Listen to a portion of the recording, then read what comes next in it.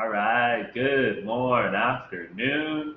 Welcome to lesson one, where we will discuss the concept of flipped learning. What is it?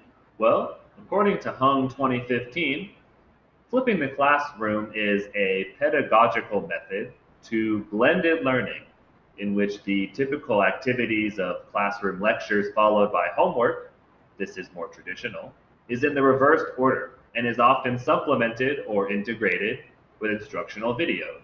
What this means more simply is that in a typical classroom, a teacher will give a lecture and students will listen and take notes.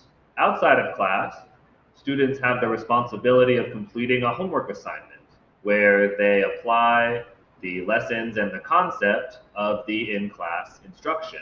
However, in a flipped classroom, the tasks are reversed. Outside of class, students prepare for in class time by watching an instructional video or perhaps a video lecture or other online resource, and then come into class in order to apply the concepts similar to a homework assignment. So, what kind of things can you do outside of class as a flipped classroom? Well, there are lots of different possibilities.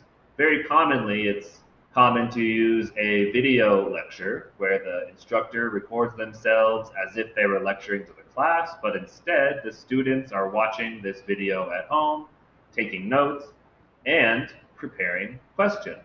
In addition, there are other resources such as YouTube or TED Ed where the instructor can curate materials to use outside of class in order for the students to have an idea of what will the topic be inside of class.